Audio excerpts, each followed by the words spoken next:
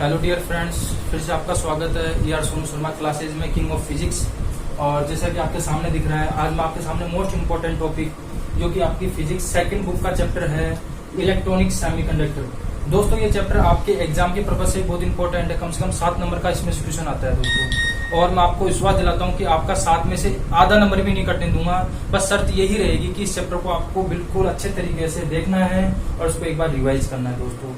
ठीक है दोस्तों, ये चैप्टर आपके 12th में भी काम आएगा और इन फ्यूचर जब आप आगे कंपटीशन की तैयारी करोगे या फिर आगे इंजीनियरिंग वगैरह करते हो तो वहाँ पे भी इस चैप्टर का बहुत बड़ा रोल रहेगा दोस्तों आपके पास। आज के बाद इस चैप्टर में आपको कभी कोई दिक्कत नहीं होगी। इस चैप्टर की मैं शुरुआत करता हूँ क्योंकि मुझे पता है कि आपका टाइम बहुत इंपॉर्टेंट है और मैं किसी भी स्टूडेंट का टाइम वेस्ट नहीं करना चाहता।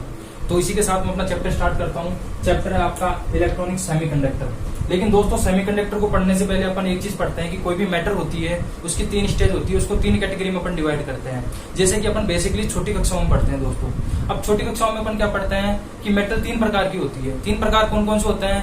कंडक्टर, इंसुलेटर और सेमीकंडक्टर। चालक, अर्धचालक और कुचालक। अगर अपन छोटी क्लास के अकॉर्डिंग डेफिनेशन देना चाहे, अब छोटी क्लासों में अपन कैसे डेफिनेशन देते हैं कि कंडक्टर यानी कि चालक वह धातु होती है जिसमें इलेक्ट्रॉन का फ्लो हो जाए, धारा का फ्लो हो जाए, करंट का फ्लो हो जाए, उसको अपन बोलते हैं कंडक्टर। इंसुलेटर किसको बोलते हैं? जिसमें करंट का फ्लो नहीं हो या चार्ज का फ्लो नहीं हो या फिर इलेक्ट्रॉन का फ्लो नहीं हो, उसको अपन क्या बोलते हैं? इंसुलेटर। और जो सेमीकंडक्टर आता है इन दोनों के बीच का नेचर को शो करता है। कहने का मतलब ये सेमीकंडक्टर वो होता है जिसकी कंडक्टिविटी कंडक्टर से तो कम होगी लेकिन इंसुलेटर से अधिक होगी। और अगर अपन बात करते हैं रेजिस्टिविटी, तो रेजिस्टिविटी कंडक्टर से तो अधिक होगी लेकिन इंसुलेटर से क्या होगी? कम होगी। कहने का मतलब ये है कि जो सेमीकंडक्टर आपका कंडक्टर और इंसुलेटर दोनों के बीच का होता है। जैसे सपोज करो मेरे पास ये 3 मार्कर है, ये आपके पास कंडक्टर है और ये आपके पास इंसुलेटर है, तो बीच वाला आपका सेमीकंडक्टर होगा। यानी कि कंडक्टर से कम होगा लेकिन इंसुलेटर से ज्यादा होगा इसका कंडक्टिविटी। अब इन चीजों को अपन बेसिकली समझते हैं। ये तो बेसिक भाषा थी, बेसिक डेफिनेशन थी कि कंडक्टर में करंट का फ्लो हो जाता है, इंसुलेटर में करंट का फ्लो नहीं होता और सेमीकंडक्टर इन दोनों के बीच का रहता है। जैसे कि ये सेमीकंडक्टर है, ये कंडक्टर है और इंसुलेटर इन दोनों के बीच की जो मेटल पाई जाती है उसको हम बोलते हैं इंसुलेटर, सेमीकंडक्टर सॉरी। अब इस सेमीकंडक्टर को अपन समझने से पहले अपन को एक फर्स्ट क्वेश्चन आता है आपके एग्जाम में। पहला क्वेश्चन आपका यही बनता है, क्वेश्चन नंबर फर्स्ट बनता है आपका explain conductor, insulator and semiconductor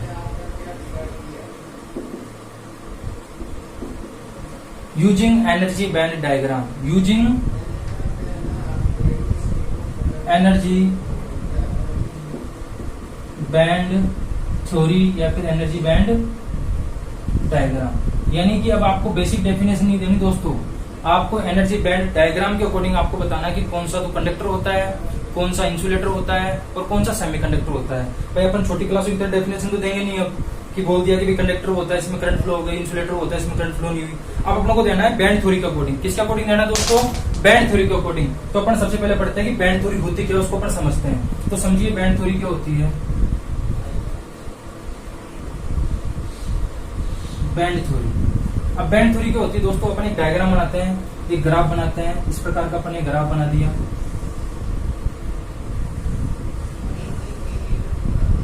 आपको दिख रहा है। अपन इस प्रकार का कॉलम बनाया, ग्राफ बनाया, इसको बोलते हैं एनर्जी बैंड डायग्राम। अब इसमें 3 चीजें मैटर करती है। 3 चीजें होती है मैन। सबसे पहले नीचे तो पाया जाता है वैलेंसी बैंड।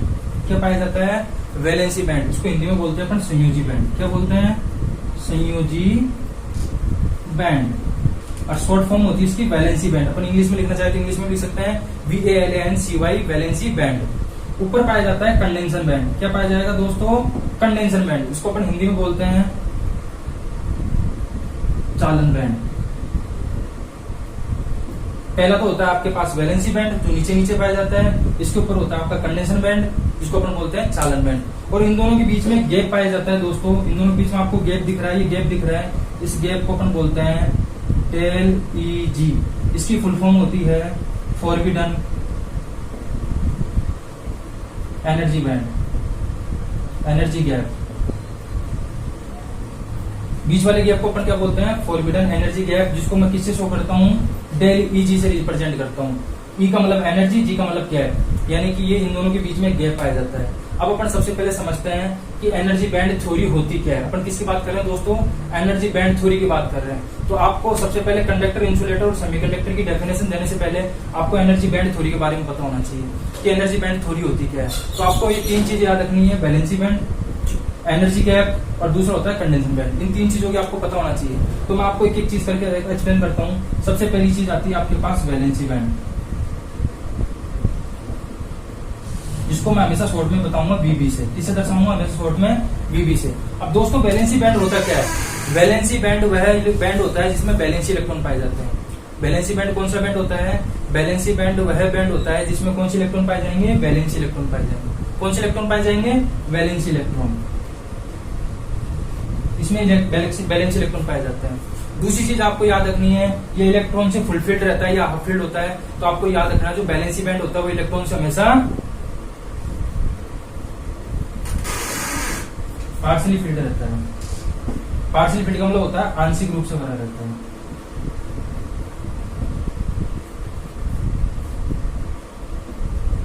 ठीक है दोस्तों, उसके बाद अपन बात करते हैं कंडेंसेशन बैंड की। सेकंड आता है आपके पास कंडेंसेशन बैंड।